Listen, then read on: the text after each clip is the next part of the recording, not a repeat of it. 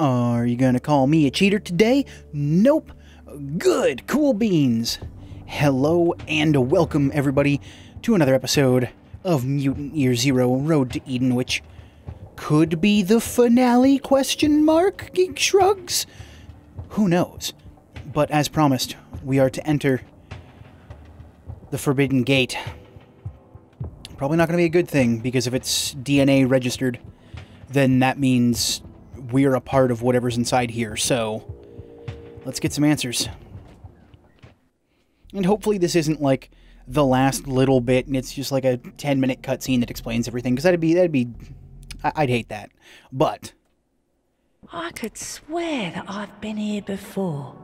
I feel it deep inside. it explains why Pharaoh has all the memories of Mimir, which makes sense because, hey, look who runs this place. I've seen the star before, on all those crashed flying machines. The stories are true. They came from Eden. Alright, I wonder if there'll be anything down here, though. I mean, looks like this place has seen better days. I mean, research facilities just don't usually throw their papers everywhere. Seems like a bad organization system, if you ask me. Wait, is that a nuke site? Or is that like a launch pad for ships? Oh no. I'm just checking out every little thing to see if there's like a special pickup. See right here, note. Military recall. Command is in a state of total panic following the loss of Orbital Z1. That should be, an order has been issued to return all militarized bots and equipment directly to Unit Theta. My suspicions are confirmed without a shadow of a doubt. We are at war. I can only hope that this is quick, regardless who wins. I pressed the wrong button to close it.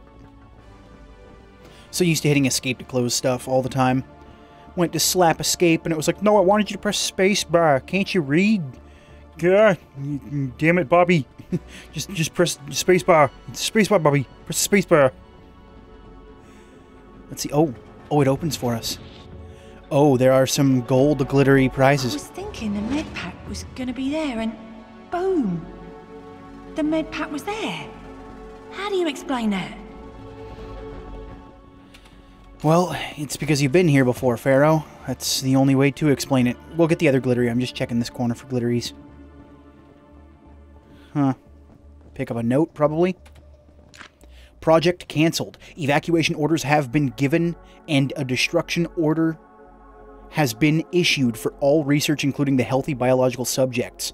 This has upset a number of us, not just for ethical reasons, but for the sheer loss of what we have accomplished.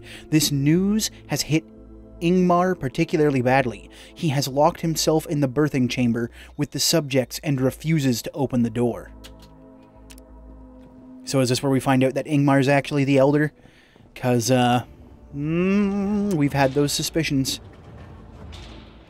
Oh, look, here's some sleeping quarters. Yo, man, take these mattresses. Take them back to the Ark, man. This is way better. Probably way better than what you're sleeping on. For serious. Take all those dismantle the bed things from the wall and take them. Like, good sleeping is gonna be one of the biggest things in the apocalypse. Need that sleep. This room up here is looking pretty boss-like. Oh, no, it's not a room. It's like a hangar. More of those machines, but all quiet. Let's try not to wake them up. No worries, we ain't waking up anything. I have a feeling that they won't fly unless they've been activated. And I doubt they're going to be activated anytime soon. But let's just take a peek at some of these Mimir. The large Mimir scouts, the drones that fly through. Crazy. They're huge. But we'll just keep the light off just in case. This is the place I was dreaming about. Can you believe it? Eden. This makes you question your whole life, right? What happens if the answers you seek are around the corner? Will you want to know? Well, curiosity is a morbid thing, Pharaoh. Some people can't help but take a peek. And unfortunately, the peak isn't always something good.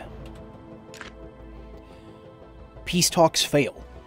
It is a tense and dreadful time. We have heard whispers that the peace talks have broken down irreparably. And to confirm this somewhat, Command has just ordered us to consider Elysium as hostile and to forcibly remove, if necessary, any Elysium diplomats and scientists from the facility. This is a sad day for us all. Oh no, this is where they grew up, isn't it? I don't believe it. Aren't we deep underground? You are, but that's just what happens, Pharaoh. You can make little biomes like this. This is probably where you grew up. How can there be trees and grass here? How is that possible? I mean, they probably got some sort of UV light fixtures up top, supplying this, or maybe just holes in the ceiling would also work too. But then again, if there are holes in the ceiling, that would probably lead to more than just, you know, light getting in. There'd probably be ghouls and whatnot down here already.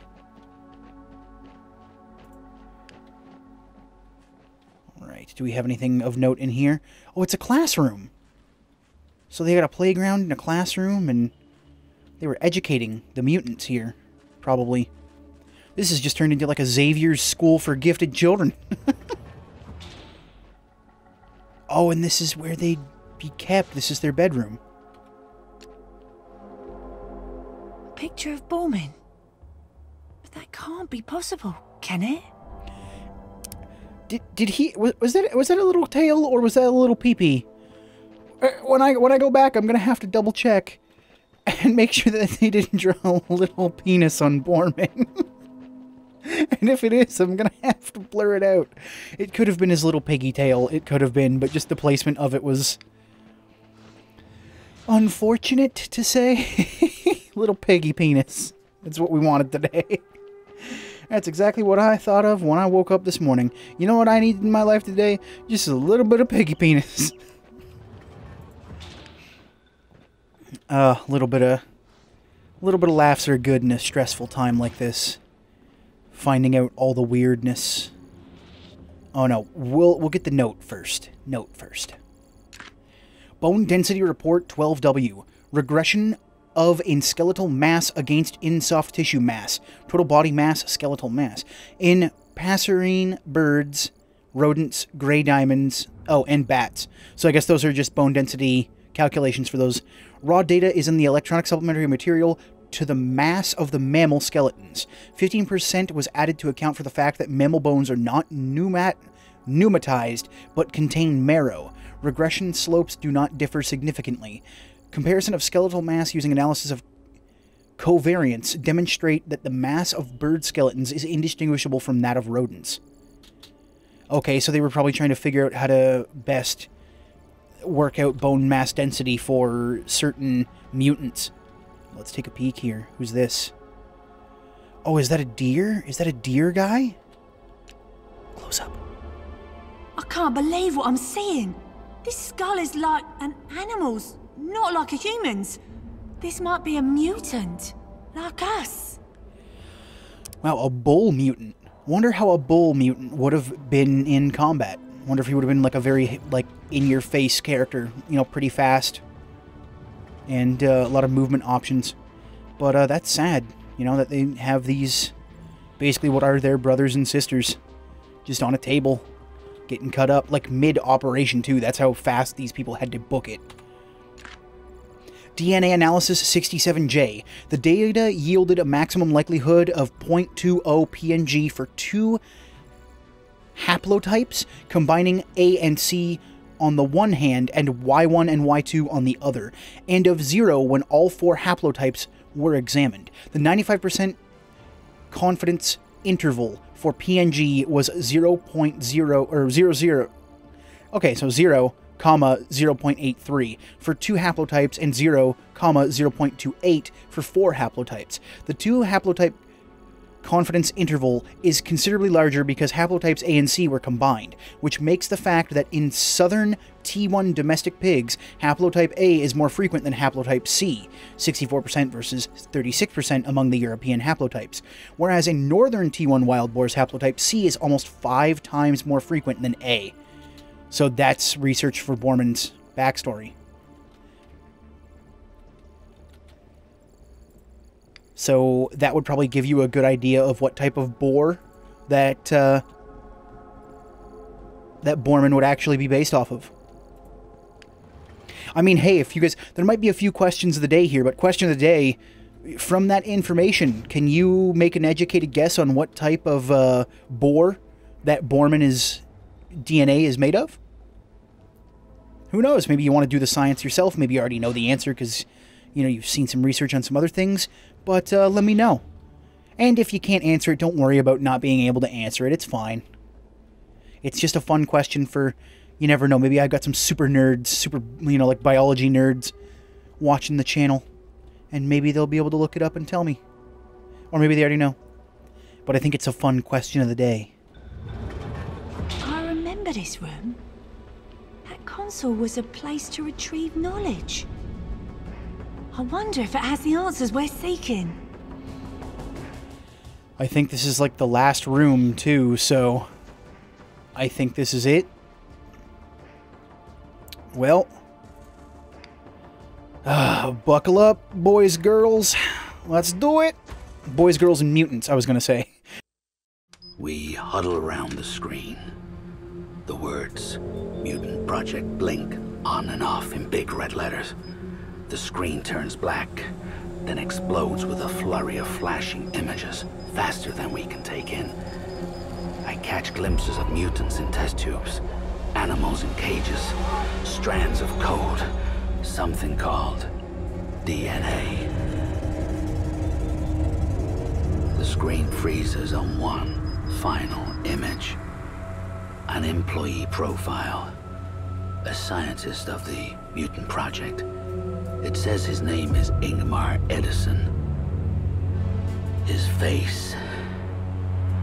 When we see his face, those eyes staring back at us, we couldn't believe it. It was him. The profile says his status was revoked after stealing mutant experiments from the lab. Memories come flooding back. We were the experiments. They raised us in tubes and played games with our DNA. Made us freaks. The Elder was part of this. Happy endings died with the Ancients. Why didn't he tell us? Who is he? The room spins. The truth comes flooding back into my brain. Everything I know is a lie. I lose my balance. As the room turns black, a voice crackles onto the radio. Ghost-like, ethereal, like the ancients calling down from space. Come on, Center, Sweden. Come on, Center, Sweden. I repeat, come on, Center, Sweden. Come on, Center, Sweden. Come on, Center, Sweden. Yo, so does that mean we're gonna go to space? Are we gonna be, like, ducks and pigs in space? Nope. Nope, that's just it. That's it. I mean, I guess it's true, not every story has a happy ending, but... I mean, at least they know who they are now. But what are they going to do with the Elder? I mean, the Elder technically did try to keep them safe. He tried to give them a life worth living, purpose, a safe place to live, that kind of thing. But, you know, what kind of life is that? You know, what kind of life is that? I guess we can scroll faster through if we just keep scrolling down. But we'll do the end. Oh, wait, hold on. The voice actors. We've got Chetna Pandya, David Shaw Parker, Elizabeth Croft, Enzo Squilino Jr. I'm going to butcher all these names. I don't care, because I'm one of those people who has to hear a name in order to get it right. Was that Gergo Danka, Ian Porter, Jared Zeus, Mark Caven, or Coven, Rachel Atkins, Rachel Naylor, Russ Bain, and Stephanie Lane. Ooh, wonderful. I wonder which one of them would be Pharaoh, because they don't have their names associated with them at all, so... Either way, this game was probably one of the best games of 2018, which is weird because it just came out, nobody knew about it, nobody knows about it, really. I mean, there's the few people who do, and, like, super into it as well. Like, the people who know of Mutant Year Zero seem to love Mutant Year Zero. And special thanks to Frederick and Thomas, among others, for creating the mutant world that has inspired this game. Designed and crafted by the Bearded Ladies Consulting in association with Cabinet Entertainment. Alright, so is there any way I can actually... Do I actually have to hit back to get out of here? So yeah, I mean, it's kind of like a sleeper thing. I think I remember hearing it from, like, probably the Co-Optional podcast. They were doing, like, a new releases kind of thing, and it was a time where they weren't really doing releases anymore. But they had mentioned Mutant Year Zero. And I'm like, okay, so what's this game? And then I saw it, and I'm like, all right, I want to get this. I want to put this on my list, and I bought it, like, immediately. And then I started playing it, and so there we go. We have the Stalker Trials, but I might not do those. I might do those on my own time, just because. But other than that, we've found all that there is so far in Mutant Year Zero Road to Eden, and I've had an absolutely wonderful time with this game. Like, amazingly wonderful. This is probably... Because I think Mario & Rabbids was, like, my favorite game of 2017, and it came out late. And then in 2018, I don't know... It was probably Mutant Year Zero, to be honest. Which is weird, because they're both very much the same type of game, but I guess that's one of my favorite kinds of games, is the grid-based tactical combat game. And so, yeah, it's just definitely one of my favorite types of games. And this game certainly did have it. I mean, the characters were incredibly likable and varied and...